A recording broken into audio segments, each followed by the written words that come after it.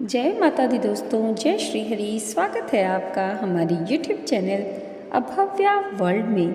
दोस्तों, आज की इस वीडियो में हम आपके लिए कार्तिक मास के शुक्ल पक्ष में पड़ने वाली अक्षय नवमी की व्रत कथा लेकर आए हैं। एक राजा था, इसका प्रण था वह रोज 1.25 मन आंवले दान करके ही खाना खाता था।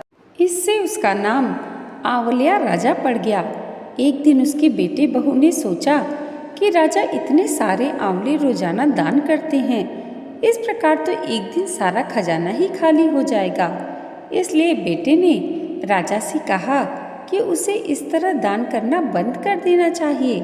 बेटे की बात सुनकर राजा को बहुत दुख हुआ और राजा रानी महल छोड़कर बियाबान जंगल में जाकर बैठ गए।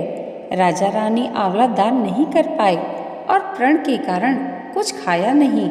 जब भूखे प्यासे 7 दिन हो गए तब भगवान ने सोचा कि यदि मैंने इसका प्रण नहीं रखा और इसका सत नहीं रखा तो विश्वास चला जाएगा।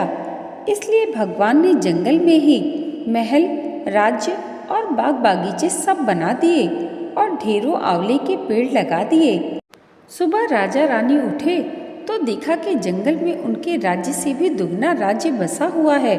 राजा रानी से कहने लगे, रानी देख कहते हैं, सत मत छोड़े सूरमा सत छोड़े आप पत जाए, सत की छोड़ी लक्ष्मी फिर मिलेगी आई। आओ नहा धोकर आंवले दान करें और भोजन करें। राजा रानी ने आंवले दान करके खाना खाया और खुशी खुशी जंगल में रहने लगे।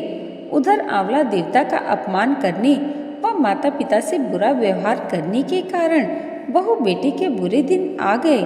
राज्य दुश्मनों ने छीन लिया, दाने दाने को मोहताज हो गए और काम ढूंढते हुए अपने पिताजी के राज्य में आ पहुँचे। उनके हालात इतने बिगड़े हुए थे कि पिता ने उन्हें बिना पहचाने हुए काम पर रख लिया। बेटे बहू सोच भी नहीं सकते कि उनके माता पिता इतने बड़े राज्य के मालिक भी हो सकते हैं, सो उन्होंने भी अपने माता पिता को नहीं पहचाना। एक दिन बहू ने सास के बाल गूंथते समय उनकी पीठ पर मस्सा देखा। उसे यह सोचकर रोना आने लगा कि ऐसा मस्सा मेरी सास की भी था। हमने ये सोचकर उन्हें आंवले दान करने से रोका कि हमारा धन नष्ट हो जाएगा, आज वे लोग न जाने कहाँ होंगे। यह सोचकर बहू को रोना आने लगा और आंसू टपक टपक कर सास की पीठ पर गिरने लगे। रानी ने तुरंत पलट कर देखा और पूछा कि तू क्यों रो रही है। उसने बताया, आपकी पीठ पर जैसा मस्सा है मेरी सास की पीठ पर वैसा ही है। हमने उन्हें आंवले दान करने से मना किया था, इसलिए वे घर छोड़कर कहीं चले गए। तब रानी ने उन्हें पहचान लिया, सारा हाल पूछा और अपना हाल बताया। अपने बेटे बहू को समझाया कि दान करने से धन कभी कम नहीं होता बल्कि बढ़ता है। बेटे बहू भी अब सुख से राजा रानी के साथ रहने लगे। हे भगवान, जैसा राजा रानी का सत रखा वैसा सबका सत रखना, कहते सुनते सारे परिवार का सुख रखना। दोस्तों, आइए अब सुनते हैं अक्षय नवमी की दूसरी कथा। काशी नगर में एक निसंतान धर्मात्मा वैश्य रहता था। एक दिन वैश्य की पत्नी से एक पड़ोसन बोली, यदि तुम किसी पराये लड़के की बलि भैरव के नाम से चढ़ा दो तो तुम्हें पुत्र प्राप्त होगा। यह बात जब वैश्य को पता चली तो उसने अस्वीकार कर दिया, परंतु उसकी पत्नी मौके की तलाश में लग गई। एक दिन एक कन्या को उसने कुएं में गिराकर भैरव देवता के नाम पर बलि दे दी। इस हत्या का परिणाम विपरीत हुआ। लाभ की जगह उसके पूरे बदन में कोढ़ हो गया तथा लड़की की प्रेतात्मा उसे सताने लगी। वैश्य के पूछने पर उसकी पत्नी ने सारी बात बता दी। इस पर वैश्य ने कहा, गौवध, ब्राह्मणवध तथा बालवध करने वाले के लिए इस संसार में कहीं कोई स्थान नहीं है।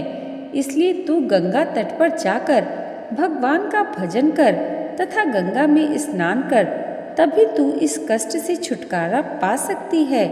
वैश्य की पत्नी पश्चाताप करने लगी और रोग मुक्त होने के लिए माँ गंगा की शरण में गई। तब गंगा ने उसे कार्तिक शुक्ल पक्ष की नौमी तिथि को आंवला के वृक्ष की पूजा कर आंवले का सेवन करने की सलाह दी थी, जिस पर महिला ने गंगा माता के बताए अनुसार इस तिथि को आंवला वृक्ष का पूजन कर आंवला ग्रहण किया था और वह रोग मुक्त हो गई। इस व्रत व पूजन के प्रभाव से कुछ दिनों बाद उसे संतान की प्राप्ति हुई। तभी से हिंदुओं में इस व्रत को करने का प्रचलन बढ़ा। तब से लेकर आज तक यह परंपरा चली आ रही है। दोस्तों, आज की ये वीडियो अगर आपको अच्छी लगी हो तो कमेंट बॉक्स में जय श्री हरि ज़रूर लिखिएगा और इसे लाइक और हमारे चैनल पर पहली बार आए हैं तो सब्सक्राइब करना मत भूलिएगा। भगवान श्री हरि और माता लक्ष्मी की कृपा आप सबके जीवन पर सदैव ऐसे ही बनी रहे, इसी मंगल कामना के साथ मिलते हैं अगली वीडियो में। तब तक के लिए जय माता दी, जय श्री हरि।